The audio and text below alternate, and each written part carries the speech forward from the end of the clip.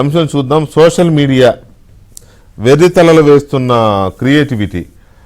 నిజానికి social media రావడం అనేది ఒక విప్లవం.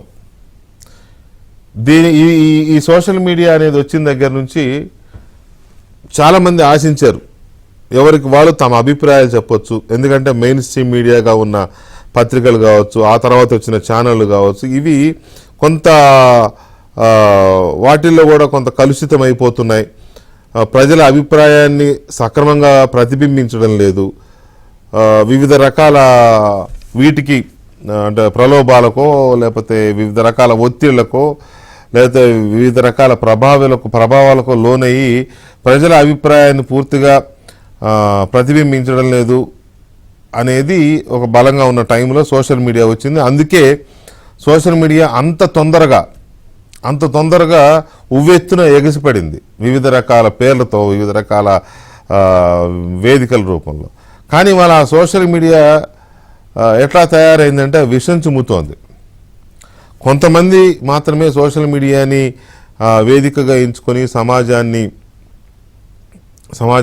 సమాజంలో ఒక చైతన్యం తీసుకురావడానికి, ప్రజలకి అవగాహన కల్పించడానికి, ప్రజలకి కొన్ని విషయాల పట్ల అవగాహన కల్పించడానికి, ప్రజల్లో చైతన్యం తీసుకురావడానికి కొంతమంది చేస్తున్నారు. కొంతమంది తమ అభిప్రాయాలను నిక్కచ్చిగా చెప్పడానికి కూడా చెప్తున్నారు. తప్పులేదు, చెప్పాలి.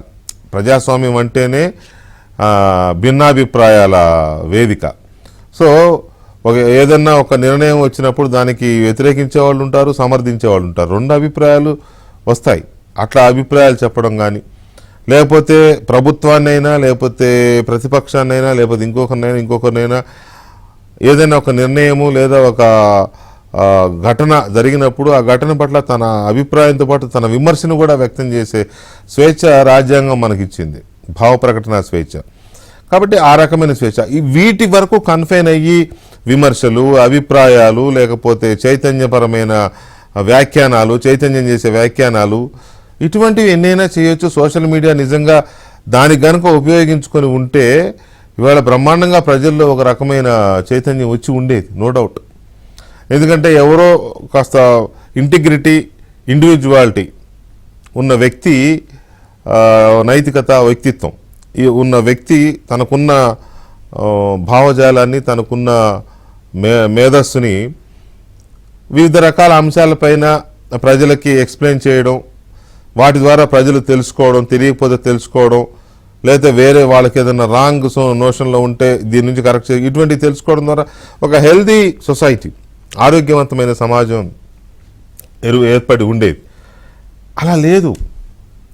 నేను చెప్పింది ఇప్పుడు చెప్పిన సోదంతా 10 నిమిషాలే ఉంటుంది. మిగతా 10% మాత్రమే ఉంటుంది. మిగతా 90% పనికిమాల చిట్టంతా ఉంటుంది. పనికిమాల చిట్టంతా ఉంటుంది అనకూడదు. కానీ ఎంత భయంకరమైన ఇదంటే బూతు, లేకపోతే వ్యక్తిత్వ హననం. వ్యక్తిని విమర్శించు, కానీ వ్యక్తిత్వాన్ని హననం చేయకు. ఉదాహరణకి జగన్మోహన్ రెడ్డి గారి విధానం నచ్చలేదు, లేకపోతే అది కరెక్ట్ కాదని మీకు అనిపించింది, you can criticise, Jaganmohan Reddy గారిని విమర్శించవచ్చు. లేదు, చంద్రబాబు నాయుడు గారి బీజేపీతో టీడీపీ పొత్తు మీకు నచ్చలేదు, విమర్శించవచ్చు. లేదా నచ్చిన వాళ్ళు సమర్థించవచ్చు. అందులో తప్పేం లేదు, ఎవరికి వాళ్ళకి ఆ స్వేచ్ఛ ఉంది. హాయిగా సోషల్ మీడియాని వేదికగా చేసుకొని ఎందుకు తప్పు, బీజేపీతో చంద్రబాబు నాయుడు పెట్టుకోబోయే తప్పు ఒకవేళ తప్పు అయితే ఎందుకు తప్పు అని విపులంగా చెప్పొచ్చు. ప్రజలకు కూడా రీచ్ అవుతుంది. అది లేదు, కరెక్ట్ అయితే ఎందుకు కరెక్టు చెప్పొచ్చు, ప్రజలు కూడా అర్థం చేసుకుంటారు. అంతవరకు ఓకే. కానీ ఆ వ్యక్తిత్వ హననం, వాళ్ళ క్యారెక్టర్స్ని అసాసినేట్ చేయడము, లేకపోతే ఇంకొక దాంట్లో భాగంగా ఇంట్లో వాళ్ళని అసాసినేట్ చేయడం, ఈ రకమైన దారుణాలకి ఎందుకు ఒడిగడుతున్నారు? మెయిన్ స్ట్రీమ్ మీడియాకి, పేపర్లకు కానీ, టీవీ ఛానళ్ళకు కానీ కొన్ని నియమాలు ఉన్నాయి, కొన్ని నిబంధనలు ఉన్నాయి. దీనికంటూ ఒక నియంత్రణ ఉంది, ఒక వ్యవస్థలు అంటూ ఉన్నాయి వీటిని కంట్రోల్ చేయడానికి. ఏది పడితే అది వాగితే, ఏది పడితే అది రాస్తే ఊరుకోరు వాళ్ళు. డెఫినెట్గా పనిష్మెంట్స్ లేదా పెనాల్టీస్ ఉంటాయి. కొన్ని సందర్భాల్లో క్లోజ్ చేసే వ్యవహారం కూడా ఉంటుంది. కానీ సోషల్ మీడియాకి అది లేదు. దౌర్భాగ్యం ఏంటంటే సోషల్ మీడియాకి కంట్రోల్ చేసే పరిస్థితి లేదు. మహా అయితే ఎవడో కేసు పెడతాడు, ఆ కేసులో కూడా అది కూడా ఎత్తేసారు ఆ మధ్య 61 64 ఏదో ఉంటే అది కూడా భావ ప్రకటన స్వేచ్ఛ కింద వెళ్ళిపోయింది. మరి అలాంటప్పుడు దీనికి నియంత్రించే ఒక వ్యవస్థ లేకపోతే ఇంట్లో ఉన్న ఆడవాళ్ళని వదలరు, అభం శుభం తెలియని పసిపిల్లల్ని వదలరు. నిజం చెప్పాలంటే ఎవడో ఒకడు ముష్కరుడు ఎక్కడో మూల మానవత్వం లేకుండా చిన్నపిల్లల్ని లేకపోతే వృద్ధుల్ని రేప్ చేస్తారు అక్కడక్కడ. వాళ్ళకంటే దారుణంగా తయారయ్యారు వీళ్ళు, వాళ్ళకంటే దారుణంగా పచ్చి మృగాల్లాగా తయారయ్యి ఇది చేస్తున్నారు. నేను ఆ పార్టీ ఈ పార్టీ అనట్లే, అన్ని పార్టీల్లో ఉన్నారు, కొన్ని పార్టీల్లో అదే పని మీద ఉన్నారు, కొన్ని పార్టీల్లో అదే పని మీద ఉన్నారు. మిగతా పార్టీల్లో కూడా కొద్దిగా వాసనలు ఉన్నాయి. పూర్తిగా నేనేమి క్లీన్ చిట్ ఎవరికి ఇవ్వడం లేదు ఇక్కడ, ఎక్కువ తక్కువ డిఫరెన్స్ అంతే. సో ఈ సోషల్ మీడియాలో జరుగుతున్న ఈ విష ప్రచారాన్ని కానీ లేకపోతే ఈ సామాజిక స్పృహ లేకుండా ఇష్టారాజ్యంగా చేస్తున్న వ్యవహారాన్ని కానీ సోషల్ మీడియా రూపంలో నిజానికి అది చాలా అద్భుతమైన అవకాశం ప్రజెంట్ జనరేషన్లో సోషల్ మీడియా అనేది. కానీ అది ఎందుకు ఇలా గాడి తప్పింది, ఎందుకు వక్ర మార్గంలో వెళుతోంది అనేది మనం చర్చించబోతున్నాం. చర్చలో మనతో సీనియర్ జర్నలిస్ట్ రాజకీయ విశ్లేషకులు విక్రమ్ పోలా గారు, అలాగే జీవి రెడ్డి గారు కంటిన్యూ అవుతున్నారు టీడీపీ నుంచి, and senior high court advocate Umesh Chandra garu కూడా మనతో జాయిన్ అవుతున్నారు. ముందుగా విక్రమ్ గారు, నేను మీరు వచ్చేటప్పుడు నా ఇంట్రడక్టరీ మాకు చెప్తున్నాను, నేను ఇది ఎలా తయారైంది అనేది ఒక 10% ప్రజలకు ఉపయోగపడే 10% కూడా ఉందా మరి నాకు డౌట్, బట్ ఉందని అనుకుంటున్నాను నేను. మిగతా 90% అనకూడదు, కానీ అట్లాగే ఉంది పరిస్థితి. అంటే ఇక్కడ రెండు ఉన్నాయండి. అంటే మనం తెలుగుదేశానికి సంబంధించి చంద్రబాబు నాయుడు గారికి సంబంధించి కదా ఆ కాంటెక్స్లో మాట్లాడుకుంటాం. అంటే లేటెస్ట్ ట్రెండ్స్లో అవే ఉన్నాయి కాబట్టి నిన్న అక్కడ ఢిల్లీ వెళ్ళటం, ఢిల్లీ వెళ్ళిన దానికి అమిత్ షా గారి కాళ్ళకు మొక్కినట్టు, లేకపోతే మోడీ గారి ముందు ఆయన నిలబడినట్టు ఈ ఫొటోస్ అన్ని క్రియేట్ చేశారు. అవును. సో ఆ కాంటెక్స్లో మాట్లాడుకోవాలంటే నాట్ ఓన్లీ సోషల్ మీడియా అండి, మెయిన్ స్ట్రీమ్ మీడియా కూడా చంద్రబాబు నాయుడు గారి పట్ల చాలా దుర్మార్గంగా వ్యవహరిస్తూ వచ్చింది. ఇప్పుడు కాదు, గత 30-35 ఏళ్ళుగా. ఎందుకు నేను చెప్తున్నా అంటే చాలామందికి ఒక అపోహ ఉంది.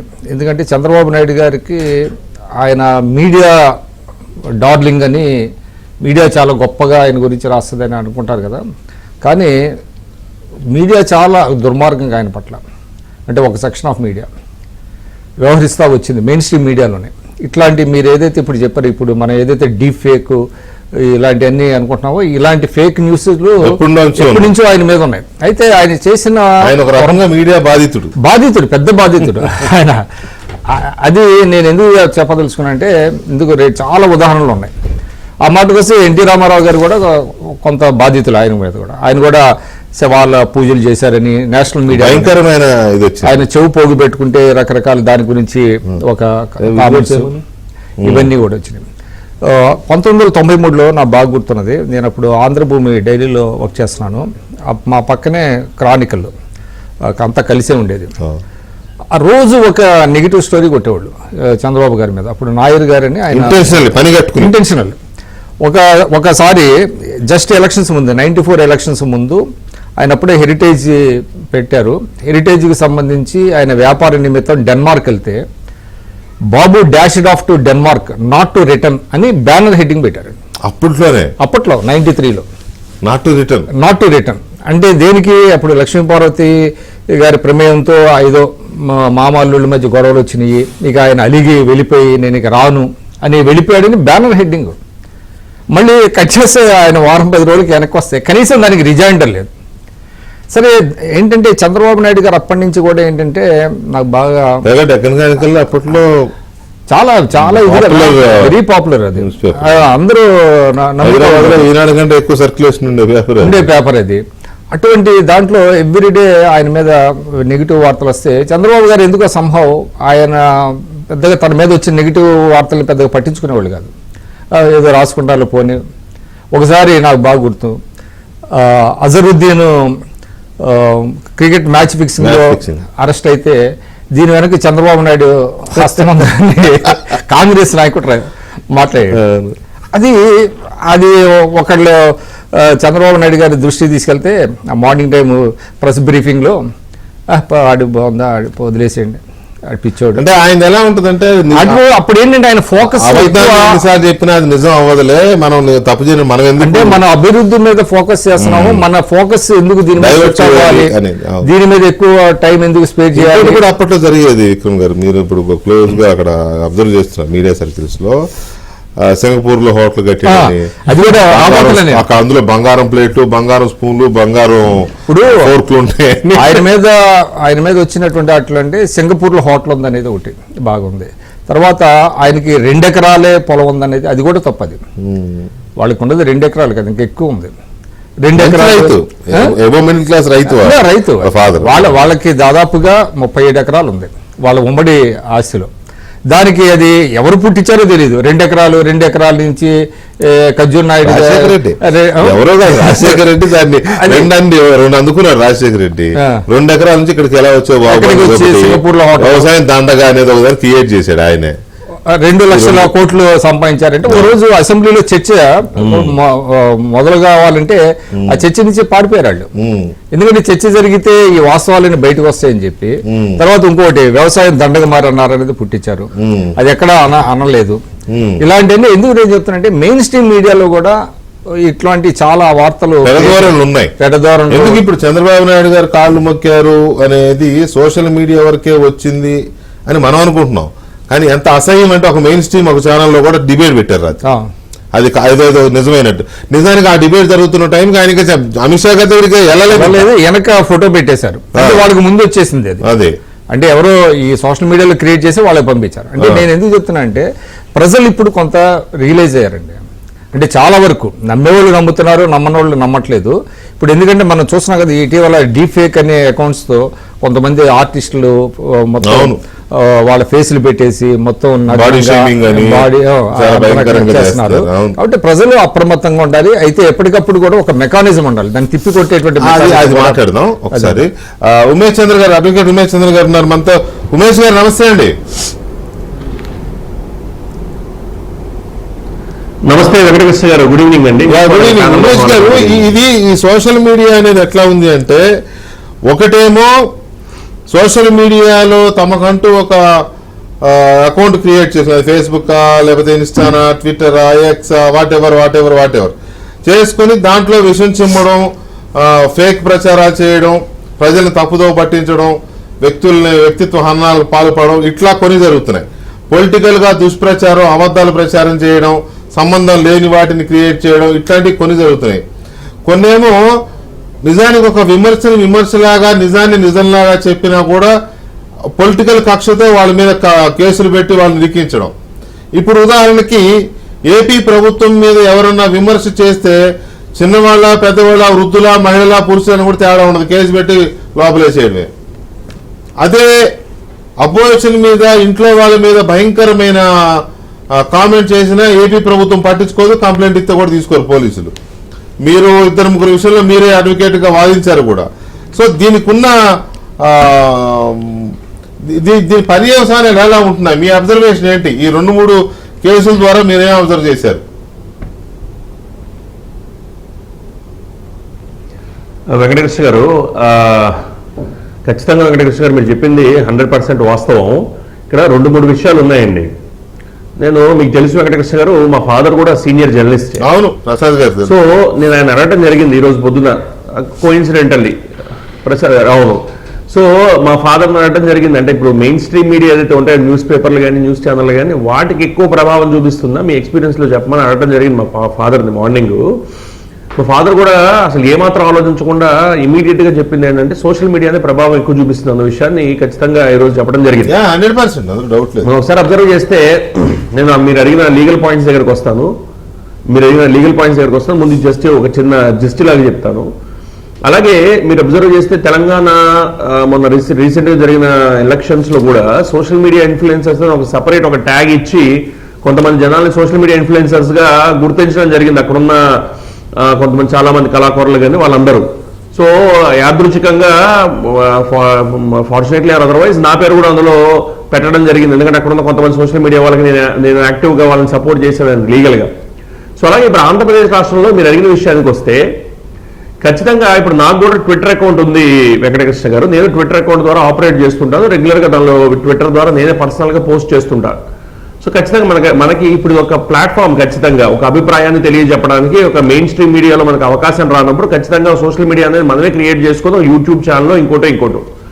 ఇప్పుడు మీరు అడిగిన క్వశ్చన్కి నేను స్ట్రైట్గా కనుక దానికి ఆన్సర్ ఇవ్వాలంటే, ఆంధ్రప్రదేశ్ రాష్ట్రంలో మహాసేన్ రాజేష్ అని మన టీడీపీకి సంబంధించిన ఒక కార్యకర్త ఉన్నారు, వర్కర్.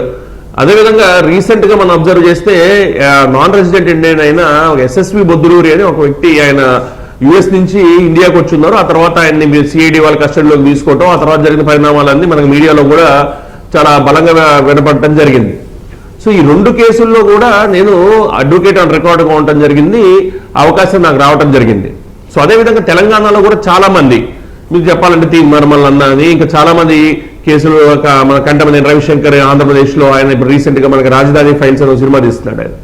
సో ఆయన కానీ, సో వీళ్ళందరి విషయంలో నేను గమనించింది ఏంటంటే, ఎవరో ఒక పార్టీ యొక్క కార్యకర్తను పిలిపించుకొని, ఎవరో ఒకళ్ళు ఏముందిలేండి రూలింగ్ పార్టీలో ఉన్న కార్యకర్తను పిలిపించుకొని, నా ముఖ్యమంత్రిని ఈ విధంగా సోయన్సో మీడియా, సోయన్సో యూట్యూబ్ ఛానల్ ద్వారా ఇలా తిట్టాడని చెప్పి ఇష్టానుసారంగా కేసులను కట్టి, ఇష్టానుసారంగా వాళ్ళకి 41 ఏళ్ళు ఇవ్వని పరిస్థితులు ఉన్నాయి. 41 ఏళ్ళు ఇవ్వకుండా వాళ్ళని భయపెట్టి వాళ్ళ రాష్ట్రం వదిలి పారిపోయే పరిస్థితులను క్రియేట్ చేసిన పరిస్థితులు కూడా నేనే చాలా మంది విషయాల్లో చూశా. ఇప్పుడు రీసెంట్ గా జరిగిన ఒక కేసులో ఎన్ఆర్ఐ వ్యక్తి, ఒక ఆయన యుఎస్ నుంచి వెనక్కి వచ్చినప్పుడు రాత్రి ఆయన మీద ఒక ఎల్ఓసి ఉందని, లుక్అవుట్ సర్క్యులర్ అది ఉంది కాబట్టి మేము వెంటనే కస్టడీలోకి తీసుకోవాలని 41A అనేది అక్కడ ఇవ్వగలిగే పరిస్థితి ఉన్నప్పటికీ, ఎయిర్పోర్ట్లో ఇవ్వగలిగే పరిస్థితి ఉన్నప్పటికీ అతన్ని శంషాబాద్ ఎయిర్పోర్ట్ దగ్గర నుంచి సిఐడి ఆఫీస్ గుంటూరుకి తీసుకొచ్చి, సిఐడి ఆఫీస్ గుంటూరులో ఆయన్ని పొద్దున్న నుంచి మధ్యాహ్నం వరకు పెట్టుకొని, సరే వాళ్ళ మదర్కి బాగాలేదు కాబట్టి ఇక మీ అందరం అక్కడ ప్రెజర్ పెట్టడంతో ఆయన వదిలేయటం జరిగింది. ఆ తర్వాత తన మీద పాస్పోర్ట్ తీసుకోవటం, ఆ తర్వాత మీరు అందరన్నీ ఆ తర్వాత ఇన్సిడెంట్స్ అని మన మీడియాలో కూడా వైడ్లీ రిపోర్ట్ అయ్యాయి. ఆ పాస్పోర్ట్ కోసం మళ్ళా న్యాయస్థానం తలుపులు తట్టడం, వెంటనే న్యాయస్థానం తప్పు బట్టి ఏ విధంగా మీరు పాస్పోర్ట్ సీజర్ చేయకుండా కానీ, లేదా ప్రొసీజర్ సిఆర్పిసి కింద ఫాలో అవ్వకుండా మీరు ఏ విధంగా చేస్తారని చెప్పి పాస్పోర్ట్ తిరిగి ఇచ్చేయండి అని చెప్పడం, అది కూడా అన్ని న్యూస్ పేపర్లో, లైవ్ లో లాంటి వెబ్సైట్స్ కూడా కవర్ చేయడం జరిగింది. అదేవిధంగా ఎల్ఓసి ఇష్యూ చేసి అతను దేశం వదిలి వెళ్ళడానికి వీళ్ళు అన్న పరిస్థితిని క్రియేట్ చేస్తే, ఆ ఎల్ఓసిలో కూడా మనం ఆర్గ్యూ చేసి దానికి సంబంధించి ఎల్ఓసి కూడా సెటిల్ చేస్తే ఇప్పుడు ఆయన మన దేశం వదిలి మళ్ళీ తను ఎక్కడైతే పని చేసుకుంటున్నాడో ఆ దేశంకి వెళ్ళడం జరిగింది.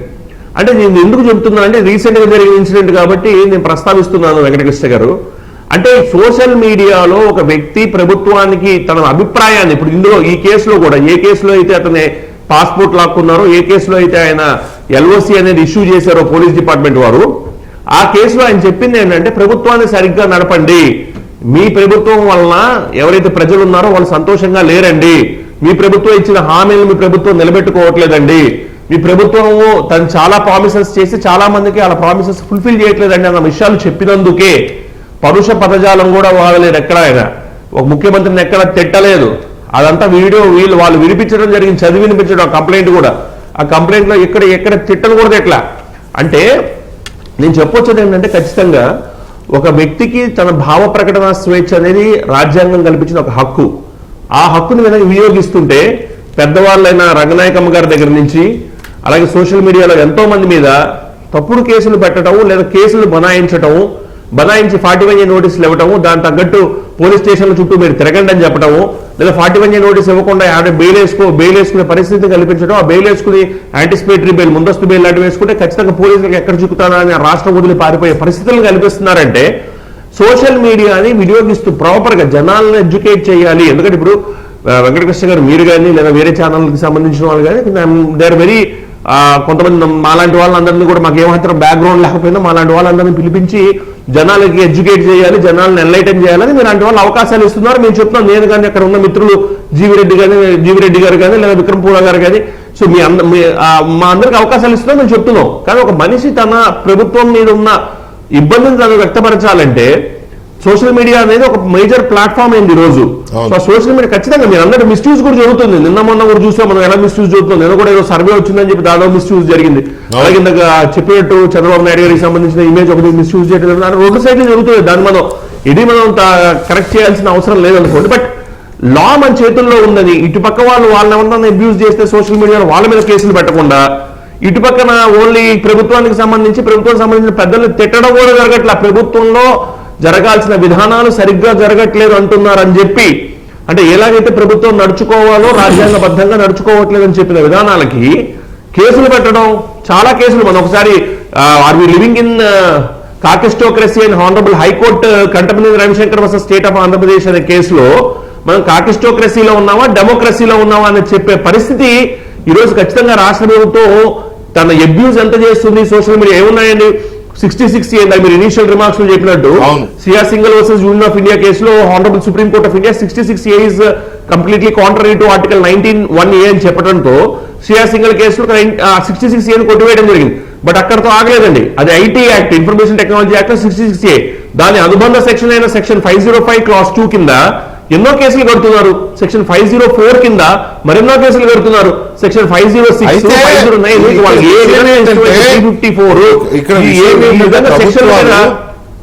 కాదండి. ఇక్కడ ప్రభుత్వాలు రాజకీయ పార్టీలు కానీ వీళ్ళు ఏంటంటే వాళ్ళకున్న అధికారాన్ని అడ్డం పెట్టుకొని తమకున్న గిట్టని వాళ్ళపైన ఈ విమర్శలు చేశారనో పోస్టులు పెట్టారనో గిట్టని వాళ్ళపైన కేసులు పెడుతున్నారు, వేధిస్తున్నారు. అది ఒక రకమైన ఇది నడుస్తుంది. కానీ అసలు వాళ్ళు విమర్శించారా లేకపోతే అభిప్రాయం వ్యక్తం చేశారా అనేదాన్ని కాసేపు పక్కన పెడితే ఈ డైరెక్ట్ అసాసినేషన్, భయంకరమైన అసాసినేషన్. ఇప్పుడు చంద్రబాబు నాయుడు గారు మొన్న ఇందాక విక్రమ్ గారు చెప్పినట్టుగా మీరు చూడొచ్చు స్క్రీన్ మీద, అమిత్ షా గారిని కలవడానికి వెళ్ళారు. అసలు ఆయన అమిత్ షా గారిని ఎప్పుడు రాత్రి 11 గంటలకు వెళ్ళారు ఆయన ఇంటికి. ఇది 5:00కే ఈ ఫోటో బయటకు వచ్చేసింది. బయటకు రావాలంటే ఒరిజినల్ కాదు, తప్పుడు ఫోటో, ఎవరో తప్పుడు గాళ్ళు రిలీజ్ చేసిన ఫోటో. అది ఎప్పుడు ఆయన 2018లో ఎప్పుడో యోగా ప్రచారం చేస్తున్నప్పుడు ఆ యోగాసనాలు వేసే క్రమంలో ఇట్లా వంగిన ఫోటో. అమిత్ షా గారి ఇంకెక్కడో ఉన్న ఫోటో, ఈ రెండింటి మిక్స్ చేసి వదిలేరు.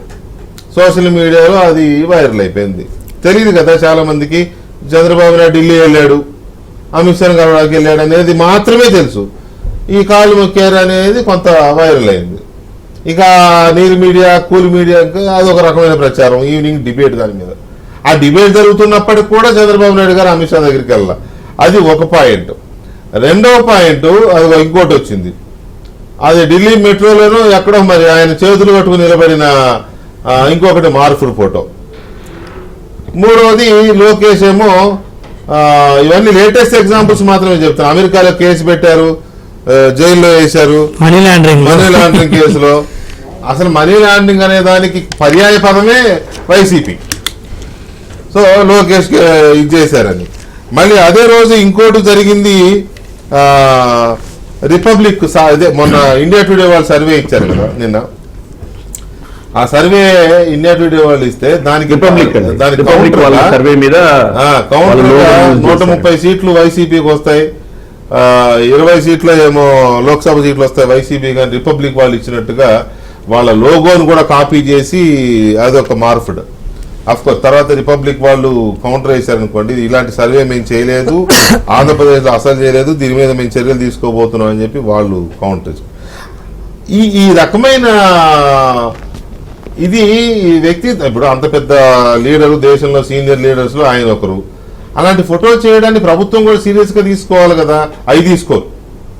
సొంత చెల్లెలు తిడుతుంది, నన్ను నోటుకొచ్చేది తిడుతున్నారు, ప్రచారం చేస్తున్నారు అని చెప్పి సొంత చెల్లెలే, అది పట్టించుకోరు. ఇంకో చెల్లెలు తెలంగాణలో కేసు పెట్టింది, నన్ను చంపేస్తామన్నారని, అది పట్టించుకోరు.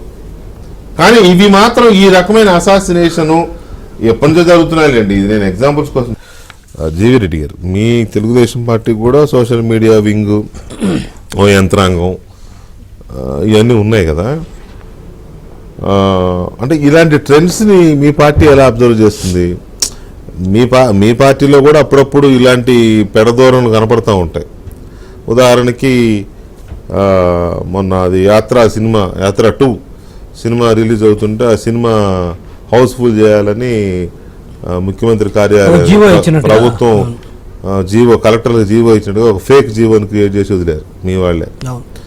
ఇలాంటి అక్కడక్కడ మీకు కనపడుతున్నాయి మీ వాళ్ళ వైపు, కానీ అటువైపు నుంచి చాలా ఎక్కువ ఉంటున్నాయి. ఇంకా మిగతా వాళ్ళ సొసైటీలో చాలా మంది ఇట్లా తయారయ్యారు. ఈ ట్రెండ్స్ విషయంలో మీ పార్టీ స్టాండ్ ఏంటి అసలు? వెంకటకృష్ణ గారు, కంచె చేను మేస్తే ఎట్లా ఉంటుంది అనడానికి ఒక సామెత ఉంది. అట్లా ఇప్పుడు ప్రభుత్వము, పార్టీని అభిమానించే వ్యక్తులు 3 రకాలుగా ఉంటారు. ఇప్పుడు మీరు అన్నారు చూసావా, టీడీపీలో కూడా ఇలాంటి కొన్ని సంఘటనలు ఉన్నాయంటారు చూసా. ఇప్పుడు సోషల్ మీడియా పార్టీ తరపున నడపడం వేరు, పార్టీని అభిమానించే వాళ్ళు కొంతమంది చేస్తారు వ్యక్తులుగా. సరే మా పార్టీలో లేరా, ఆ పార్టీ లేరంటే అన్ని పార్టీలో ఉన్నారు. అందులో మా పార్టీ వాళ్ళు కూడా ఇప్పుడు నిజానికి ఇప్పుడు నిన్న ఏది వైసీపీ ప్రభుత్వము యాత్ర సినిమా చూడాలని ఒక జీవో ఇచ్చినట్టు ఎవరో పెట్టారు, దాన్ని కొంత సర్క్యులేట్ చేశారు, మళ్ళీ ఇమీడియట్గా అలర్ట్ అయిపోయారు వాళ్ళే. ఇది మేము పార్టీ నడిపింది కాదు, పార్టీని అభిమానించే వాళ్ళు ఎవరో చేశారు, అది ఎవరో తెలియదు. లేదా వైసీపీలో చేసి మా మీద వేస్తారా, అటువంటి బ్యాచ్ అది. సరే మేము అంటే వాళ్ళకి వ్యతిరేకంగా వెళ్ళింది కాబట్టి మేము మా వాళ్ళే చేసినారని నేను అనుకుంటాను. ఒకవేళ మీ పార్టీ వర్కర్ మీకు చెప్పకుండా చేసినా మీరు ఓన్ చేసుకోవాల్సిందే, దానికి అందుకని అంటున్నాను. సో ఇది చర్చ. రెండోది వచ్చేసరికి సోషల్ మీడియాలో పార్టీ పరంగా చేసుకుంటుంది, అది వైసీపీ కావచ్చు, మా పార్టీ కావచ్చు, టీడీపీ కావచ్చు.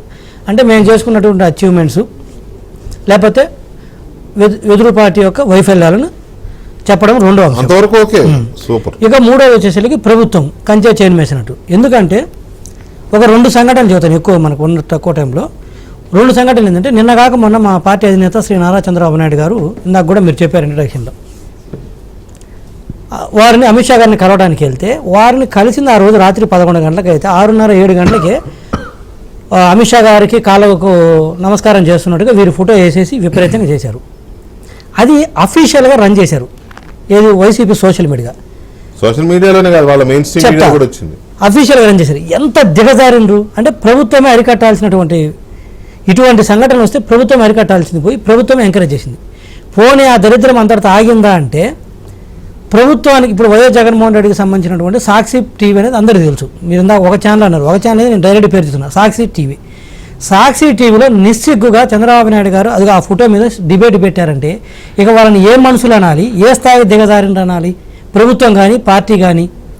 ఇందాక మనం 7 to 8 కూడా డిబేట్ పెట్టాం. ఏంటి, ఈరోజు మన ముఖ్యమంత్రి జగన్మోహన్ రెడ్డి గారు ప్రధానమంత్రి గారిని కలిశారు. ఏ అంశాలు చర్చించుంటారు, పొలిటికలా, పొత్తులా, లేకపోతే రాష్ట్రానికి సంబంధించిన అని చెప్పాం. కానీ ఈయన కాళ్ళు పట్టుకున్నాడా, ఇంకేదైనా పట్టుకున్నాడా, ఒక ఫోటో వేసి పెట్టడం ఏం చెప్పాను డిబేట్ 5 నిమిషాలు పని. అంటే మేము టీవీ చూస్తాను కూడా నేను అడిగేది ఒకటి, ఎవడు ఏ స్థాయికి దిగజారుతుండో ఆలోచించండి. సోషల్ మీడియాలో ఎవడో పార్టీని అభిమానించే వాళ్ళు చేయడం ఒక ఎత్తు, పార్టీ నడిపే సోషల్ మీడియా వాళ్ళు చేయడం ఒక ఎత్తు, ప్రభుత్వము వాళ్ళ ఛానల్ ఇలాంటి చేస్తుందంటే ఏ స్థాయిలో మన ముఖ్యమంత్రి గారు దిగజారారు. ఆ సజ్జల గారు కానీ వీళ్ళందరూ ఏ స్థాయిలో చేపిస్తున్నారు. సజ్జల గారు వచ్చి నీతులు చదువుతాడు, మీ విలువలు ఇవన్నీ మీకేమైనా కొంచెమన్నా ఉందా? సజ్జల గారు సాక్షిలో అది ఫేక్ అని తెలిసి మేము ఫేక్ అని చెప్పిన తర్వాత కూడా మీరు ఎటువంటి చర్యలు తీసుకోపోక చేసిన వాళ్ళ మీద మళ్ళీ సాక్షిలో దాని మీద డిబేట్ పెట్టించారంటే, ఇక ఏ స్థాయికి దిగజారండి మీరు? అంటే గెలవడం కోసం ఇంత నీచానికి దిగజారుతారా? లేదా ఇలా చేస్తే కానీ ఇంకా అవతల వాళ్ళని జనాలు అసహించుకుని మేము గెలుస్తాం అనుకుంటున్నారా?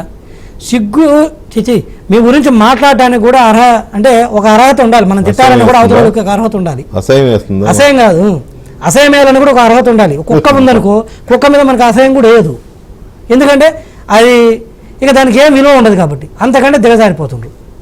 ఎందుకంటే ఈ మాట నేను ఎందుకు చెబుతున్నానంటే, దీనికి ఇంకా ఖరాబ్ రేటుకు ఇంకొక ఇష్యూ ఉంది. ఆ స్థాయికి దిగజారంటానికి దీనికి ముందు ఒక సంఘటన, ఇందాక 2 సంఘటనలు చెబుతానని చెప్పి కదా, దీనికి ముందు ఒక సంఘటన ఒక 10 రోజుల ముందు అనుకుంటా, శ్రీమతి షర్మిలా గారు కాంగ్రెస్లోకి రావడం జరిగింది. వచ్చినప్పటి నుంచి తను వ్యక్తిగతంగా నాకు తెలిసినంతవరకు ఎక్కడ వెళ్ళలేదు, ప్రభుత్వ వైఫల్యాలను చెప్తూ పోతుంది. ఆ నేపథ్యంలో చాలా విమర్శలు వచ్చినాయి ఆవిడ మీద, సోషల్ మీడియాలో చాలా అసహ్యంగా మాట్లాడారు. సరే, కొన్ని అసహ్యంగా మాట్లాడితే వాళ్ళది అట్లే అనుకున్నాం. వైసీపీ చెప్తా, వాళ్ళు వైసీపీ వాళ్ళు ఇదే బ్యాచ్ కాబట్టి ఇలానే మాట్లాడు, తల్లికి చెల్లికి తన తేడా తెలియదు అనుకున్నాను. కానీ ఒకటి మాత్రము నేను చూశాను వెంకటకృష్ణ గారు, ఏంటంటే ఈవిడ రాజశేఖర రెడ్డి గారికి పుట్టలేదు. అంతకంటే భయంకరంగా అంటే చెప్పారు, షర్మిలని ఇలా అన్నారు. చెప్తా, రమేష్ గారు మీరు అందరూ ఆలోచించండి, విక్రమ్ సార్ మీరు కూడా ఆలోచించండి, టీవీ చూసే అందరూ ఆలోచించండి. శ్రీమతి షర్మిల గారు రాజశేఖర రెడ్డి గారికి పుట్టలేదంటే జగన్మోహన్ రెడ్డి గారి తల్లి శీలాన్ని శంకించినట్టే కదా. అయినా స్పందన లేదు ప్రభుత్వం నుంచి, ముఖ్యమంత్రి నుంచి. ఛీ, దీని అమ్మ జీవితం ఎందుకంటే ఆ పదవి దేనికోసం అండి? ఒక తల్లి శీలాన్ని శంకించిన తర్వాత కూడా జీవి రెడ్డి గారు, మీరు కానీ నేను కానీ అక్కడ ఉన్న ప్యానల్లో ఉన్న వాళ్ళు ఎవరైనా అలాంటి మాటలు మనం మాట్లాడలేము. కాదు తెలియాలి, సొసైటీ తెలియాలి. అంటే వాస్తవమే, జీవి ఇక్కడ మనమేమి అక్కడ మనం ఉన్న వాళ్ళు ఉమేష్ గారు మనమేమి లేని చెప్పట్లేదు. కొంచెం దానికి వాళ్ళు అన్నారు అన్నదాన్ని డిస్ప్యూట్ చేయట్లా. అంటే మనం మాట్లాడలేము అలాగే మీరు కానీ నేను మనం మాట్లాడితే ఇందాకనే 78 డిబేట్ పెట్టుకుంటే వాళ్ళం కదా. ఈరోజు ముఖ్యమంత్రి గారు వెళ్తే అంటే ఒక తల్లి శీలాన్ని శంకించిన తర్వాత కూడా ఏం బాపుకుందామని ఆ డబ్బుతోటి, ఏం బాపుకుందామని ఆ పదవితోటి, ఆ తొక్కలో పదవి ఉంటే ఎంత లేకపోతే ఎంత, దేని తర్వాత అండి ఇవన్నీ పదవులు కానీ ఇవన్నీ కూడా? ఆ పదవిని చూసి సంతోషపడాల్సింది ఎవరు? ఒక కన్న తల్లి కన్న తండ్రి. వాస్తవం, అదే ప్రజలు సంతోషించాలి, మాకు మంచి పాలకుడు దొరికారు, అది అల్టిమేట్. కానీ తల్లి, తోడబుట్టిన వాళ్ళు, తండ్రి వాళ్ళైతే నా కొడుకు ముఖ్యమంత్రి అయ్యాడను, లేదా మంత్రి అయ్యాడను, ఎమ్మెల్యే అయ్యాడు, వాళ్ళకైతే ఒక ఆనందం ఉండాలి. అంటే వాళ్ళు ఎవరైతే నిన్ను చూసి సంతోషపడాలో వాళ్ళని రోడ్డుకి ఈడ్చి ఇక ఆ పదవిని ఏం చేసుకుందామని ఆ పదవిని ఎందుకు? రాజశేఖర్ రెడ్డి లాంటి జైజాంటిక్ పర్సనాలిటీ ఇంకొక ఎమ్మెల్యే అంటాడు, సరే వీళ్ళు సోషల్ మీడియాలో పెడితే దాన్ని ఖండించకపోగా నువ్వు ఎంత తల్లి శీలాన్ని శంకిస్తే నువ్వు కేసులు పెట్టవా? కేసులు కాదు, వాళ్ళ అలవాటు వేరు కదా లెక్క ప్రకారం. రెండోది చెప్తే అయితే ఆయన పొద్దుటూరు ఎమ్మెల్యే దాదాపు ఇదే అర్థం వచ్చేటట్టు చదువుతాడు. ఈవిడ కూతురు కాదు అంటాడు, తెచ్చి పెంచుకున్నది ఏదో దత్తపుత్రిక సంథింగ్.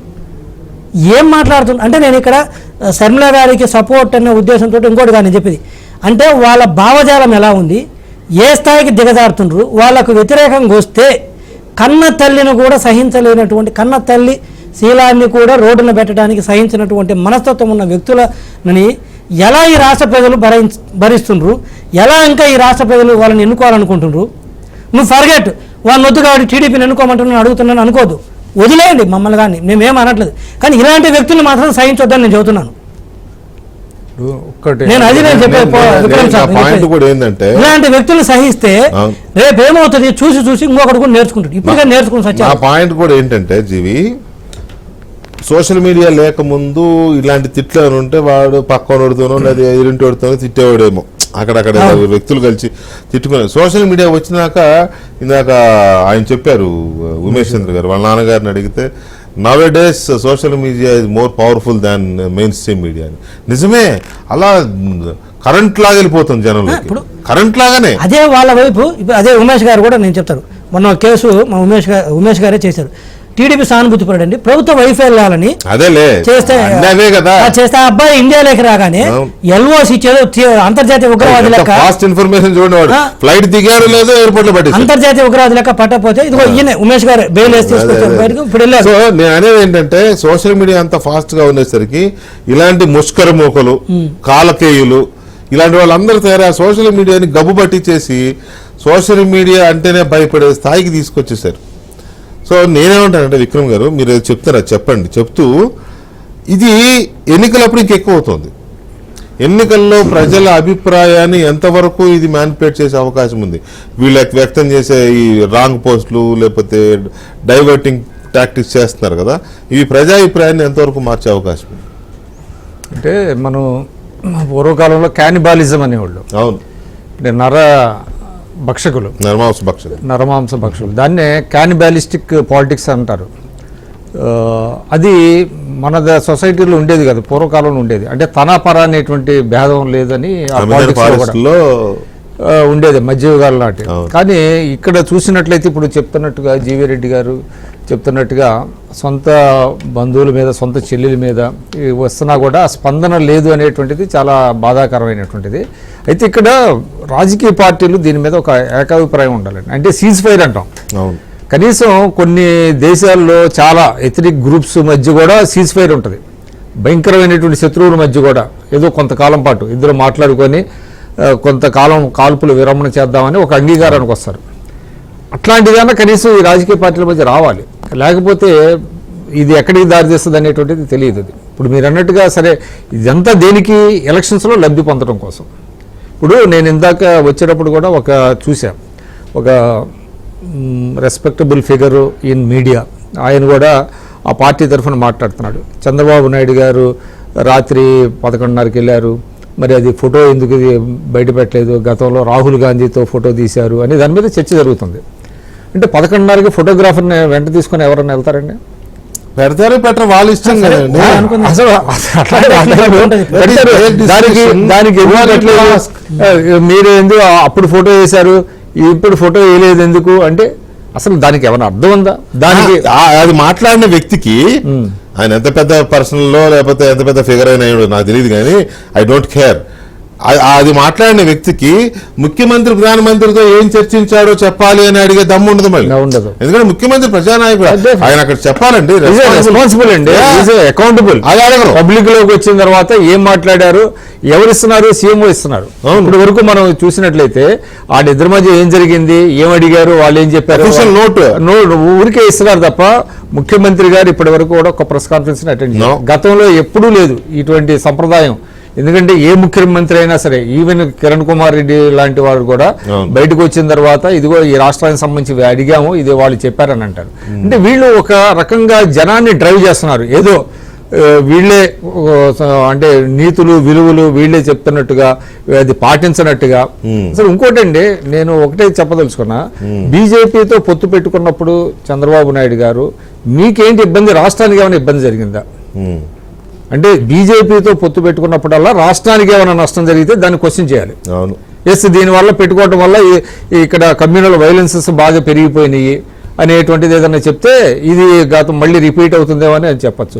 ఒక్క కమ్యూనల్ వైలెన్స్ అయినా జరిగిందా బీజేపీతో పొత్తులో ఉండగా ఎప్పుడైనా సరే? అలాంటప్పుడు ఏంటి నష్టం? రాష్ట్రానికి మేలు జరిగిందే తప్ప నష్టం జరగలేదండి. ఇది కూడా జనాల్లోకి వెళ్లాల్సినటువంటి అవసరం ఏంటంటే, బీజేపీతో పొత్తు పెట్టుకున్నా, కమ్యూనిస్టులతో పొత్తు పెట్టుకున్నా రాష్ట్రానికి ప్రయోజనాలు జరిగినాయి తప్ప రాష్ట్రానికి నష్టం జరగలేదు. ఆ మాటకు వస్తే కాంగ్రెస్ అధికారులు ఉన్నప్పుడు యూపీఏ 1 కావచ్చు, యూపీఏ 2 కావచ్చు, ఆ 2 సందర్భాల్లో కూడా కేంద్రం నుంచి మనకు వచ్చినటువంటి సహాయం చాలా తక్కువ రిలేటివ్లీ. ఇది బీజేపీతో వాజ్పేయి గారు ఉన్నప్పుడు కానీ, మోడీ గారు ఉన్నప్పుడు కానీ మనం పొత్తు పెట్టుకున్నప్పుడు రాష్ట్రానికి ఏపీకి లభించినటువంటి మేలు అంతకుముందు కాంగ్రెస్ తనంతట తను యూపీఏ 1, యూపీఏ 2లో ఉన్నప్పుడు తక్కువ. అంటే నేను ఏం చెప్పదలుచుకున్నానంటే, బీజేపీతో పొత్తు పెట్టుకుంటే ఏంటి వచ్చిన నష్టం, రాష్ట్రానికి ఏమైనా నష్టం వచ్చిందా? ఇక్కడ ఏమైనా మైనార్టీల మీద దాడులు పెరిగినాయా, కమ్యూనల్ వైలెన్సెస్ జరిగినాయా, రాష్ట్రానికి రావాల్సిన సహాయం రాలేదా? ఎందుకు మీకు అభ్యంతరం, మీరు ఎందుకు ఇబ్బంది పడుతున్నారు? కాబట్టి ఇదంతా చర్చని ఎటో తీసుకెళ్లి ఈ పొత్తుని ఏదో చాలా అపవిత్రమైందని చెప్పడం. ఇవాళ మనకి ఒక నానుడు ఉందండి, there are no permanent friends or foes in politics అనేది. అది కొత్తగా పుట్టింది కాదు, ఇది రాజుల కాలం నుంచి ఉంది. ఎందుకు పుట్టింది అది అంటే, పర్మనెంట్ గా ఉండరు, ఆయా సందర్భాలు బట్టి మారుతా ఉంటారు. అది ఇప్పుడు ఇంకోసారి వచ్చింది అనుకోవచ్చు కదా, దానికి ఏదో పెద్ద ఏదో జరిగిపోయింది అన్నట్టుగా డిస్కషన్ మాట్లాడతారు కదా. అసలు నేషనల్ డెమోక్రటిక్ అలయన్స్ ఎన్డీఏ అనే దానికి ఫౌండర్ కన్వీనర్ ఎవరు? చంద్రబాబు నాయుడు. ఎన్డీఏ కనిపెట్టింది, ఫౌండర్ కన్వీనరే చంద్రబాబు నాయుడు. కాబట్టి మధ్యలో ఏమైనా గ్యాప్స్ వచ్చినా బయటకు పోతా ఉంటారు. రాజకీయాలు ఇది వెరీ కామన్, అదేదో పెద్ద ఇది అన్నట్టుగా. రైట్, ఉమేష్ గారు ఫైనల్లీ ఒక మాట చెప్పండి. మెయిన్ స్ట్రీమ్ మీడియాగా ఉన్న పేపర్లకు కానీ, టీవీ ఛానళ్ళకు కానీ ఒక మెకానిజం ఉంది, కంట్రోల్ సిస్టమ్ ఉంది, కొన్ని యాక్ట్స్ ఉన్నాయి, వాళ్ళ మీద పనిష్మెంట్స్ ఉంటాయి, లేకపోతే వాటిని అసలు లైసెన్స్లే రద్దు చేసే వ్యవహారం కూడా ఉంటుంది. దీనికి ఎందుకని అది అవకాశం లేదా? ఎంతసేపు కేసు పెట్టాలి, పోలీసు దగ్గరికి వెళ్ళి ఫిర్యాదు చేయాలి. అంటే ప్రభుత్వానికి ఇష్టం ఉంటే వ్యతిరేకం ఉంటే తీసుకుంటారు, లేకపోతే తీసుకోరు. బ్రీఫ్ గా అంటే సైబర్ చట్టం రావాలని చాలా మంది అడుగుతున్నారు వెంకటకృష్ణ గారు. చాలా సంవత్సరాల తరబడి అడుగుతున్నారు, సైబర్ చట్టం సపరేట్ గా ఉండాలి, ఇన్ఫర్మేషన్ టెక్నాలజీ యాక్ట్ కానీ లేదా ఐపీసీ కానీ లైక్ సఫిషియంట్ కాదు, అడిక్వేట్ కాదు. సో ఖచ్చితంగా సైబర్ చట్టాలకు సంబంధించి ఉండాలంటే నేను కూడా దాన్ని ఖచ్చితంగా ఓట్ చేస్తున్నాను. ద రీజన్ బీయింగ్, మీరు అబ్జర్వ్ చేస్తే కొన్ని ఛానల్స్కి అయితే మిలియన్స్ ఆఫ్ సబ్స్క్రైబర్స్ ఉంటున్నారు, మిలియన్స్ ఆఫ్ వ్యూస్ వస్తున్నాయి. ఇప్పుడు ఇది కూడా మీరు అబ్జర్వ్ చేస్తే వెంకటకృష్ణ గారు, ఇప్పుడు దీనిలో కన్నా మనం ఏబిఎన్ మీరు యూట్యూబ్ లో అప్లోడ్ చేసిన వెంటనే, లేదా ఇప్పుడు యూట్యూబ్ లైవ్ లో కూడా ఇంటర్నేషనల్ లో ఉన్న వాళ్ళు కూడా, అంటే వేరే కంట్రీస్ లో అబ్రాడ్ లో ఉన్నవారు కూడా ఈజీగా వాటిని యాక్సెస్ చేయగలుగుతున్నారు, ఈజీగా వాచ్ చేయగలుగుతున్నారు. అంటే ఏమంటే ట్రాన్స్ఫార్మ్ చాలా చాలా చాలా చాలా ఫాస్ట్గా చాలా ర్యాపిడ్గా ట్రాన్స్ఫర్మేషన్ జరిగిందండి. సో ఇప్పుడు ఏమైందంటే ఖచ్చితంగా దీనికి తగ్గట్టు మనకి లాస్ కూడా అంత అదే విధంగా మనకు లాస్ కూడా ట్రాన్స్ఫార్మ్ జరగాలి. కానీ ఫర్ సమ్ రీజన్ రిగ్రెటబుల్లీ మనకి లాస్ ఆ విధంగా ట్రాన్స్ఫర్మేషన్ రాలేదండి. ఇన్ఫర్మేషన్ టెక్నాలజీ యాక్ట్ 2000 సంవత్సరంలో వచ్చినప్పటికీ, ఐపీసీ ఉన్నప్పటికీ, దాని మళ్ళీ రీసెంట్గా కొన్ని చట్టాలు తీసుకొస్తున్నప్పటికీ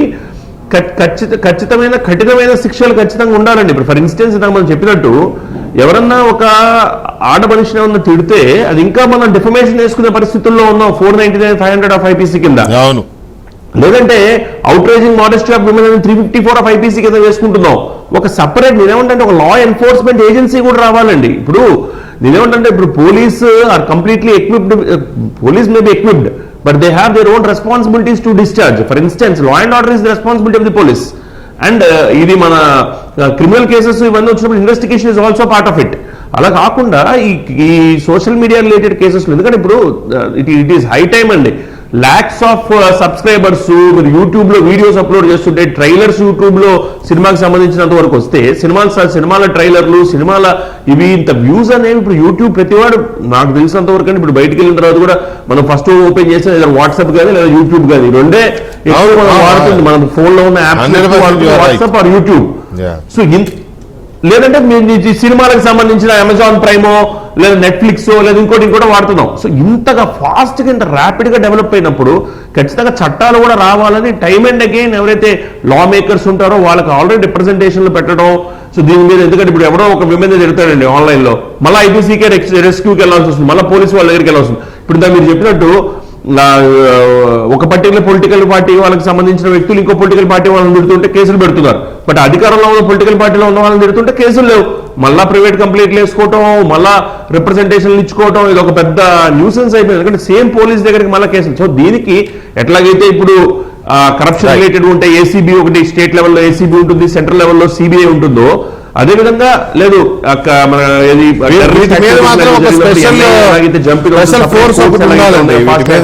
ఇప్పుడు ఎలాగైతే తెలంగాణలో ఎలాగైతే ఏపీలో పనిచేయట్లేదా పక్కన పెడితే దిశ యాక్ట్ అని ఒకటి వచ్చింది కదా, పనిచేయట్లేదు అనేది వేరే విషయం. కానీ దిశ యాప్ ఉంది, యాక్ట్ ఉంది, స్టేషన్లు కూడా ఉన్నాయి, కానీ అది నిరర్ధకంగా ఉన్నాయి, అది వేరే విషయం. కాకపోతే ఏంటంటే దీనికి ఒక పర్టికులర్ యాక్ట్ ఇది కనీసం స్టేట్స్ అయినా తీసుకురాకపోతే ఈ మినేస్ ఇది నిజంగానే ఇట్ బికేమ్ ఏ మినేస్, చాలా భయంకరంగా తయారైంది. దీన్ని కంట్రోల్ చేయాల్సిన అవసరం ఉంది. Thank you very much Umesh Chandra garu, Vikram గారు, థ్యాంక్ యూ.